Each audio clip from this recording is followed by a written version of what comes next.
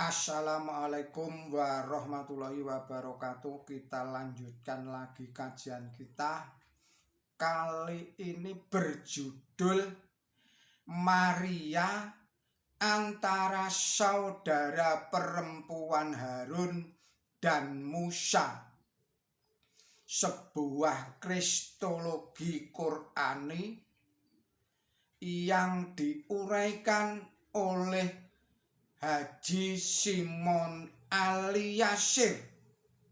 Saudara-saudara para pemirsa Kereweng Aji Channel yang berbahagia, Assalamualaikum warahmatullahi wabarakatuh.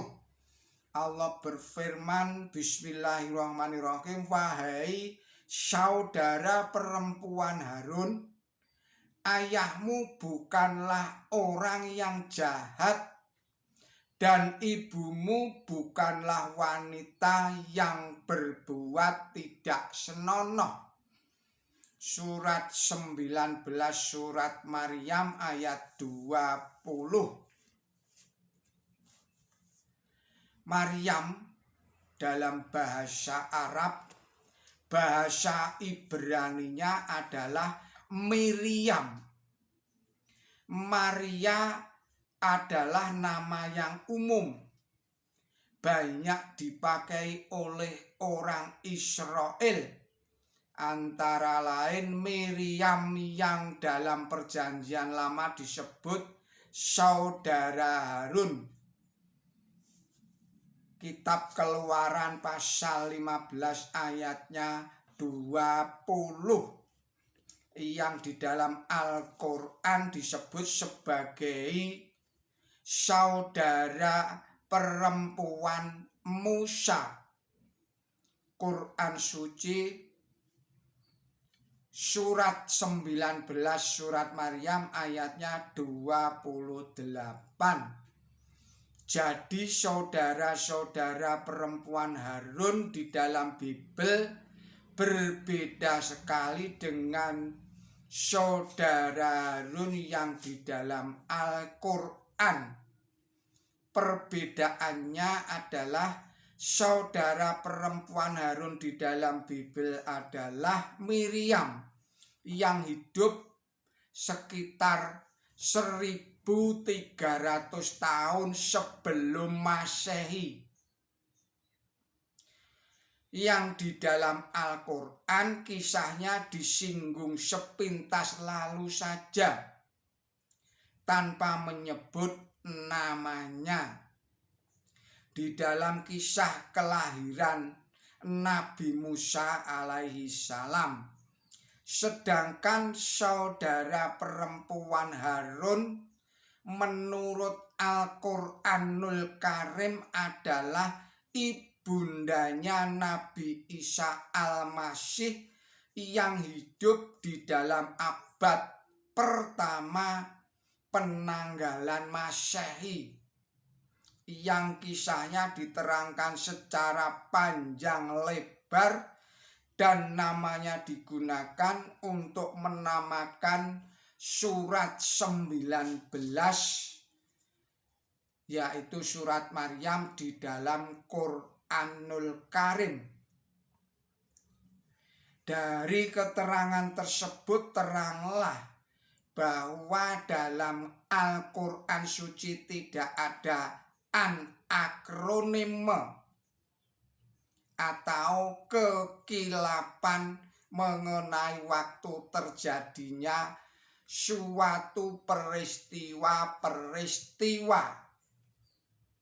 Sebab yang dimaksud saudara perempuan Harun bukanlah Miriam yang hidup 1300 tahun sebelum Masehi, namun Maria atau Maryam ibundanya Yesus Kristus.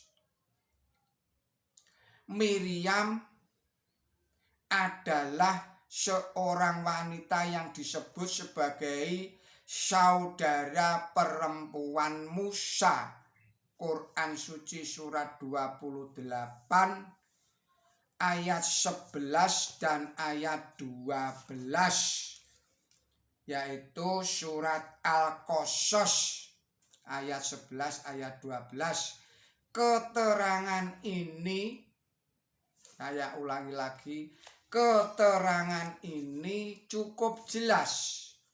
Namun demikian, umat Kristen semenjak dahulu sampai dengan sekarang mengalami kesulitan untuk memahaminya dan senantiasa menuduh adanya anakronisme atau kekilapan di dalam Quran suci, seperti dinyatakan oleh John Gilchrist dalam tanda petik,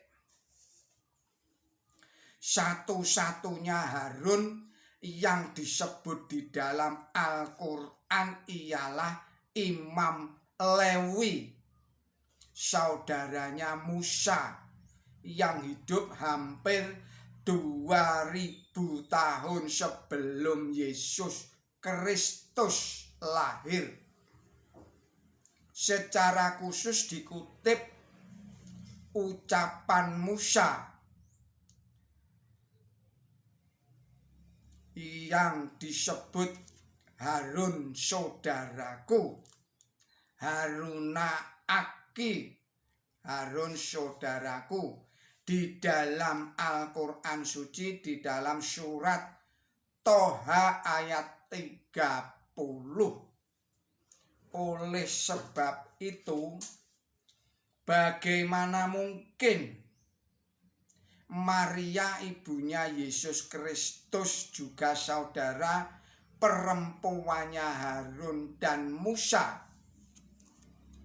terdapat di dalam buku Christ in Islam and Christianity halaman 9. Ini pertanyaan yang jenius.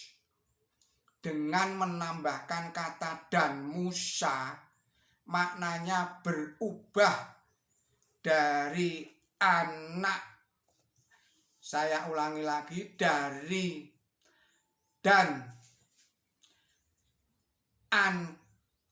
anakronisme terjadi meski Musa bersaudara dengan Harun. Al-Quran suci tidak menyebut Maryam sebagai saudara perempuannya Harun dan Musa atau saudara perempuan Musa, tetapi menyebut saudara Harun dan tanpa Musa. Saudara perempuan Musa telah digunakan untuk menyebut Miriam yang hidup 1300 tahun sebelum Yesus Kristus lahir, bukan untuk menyebut Maryam yang hidup dalam abad pertama Masehi.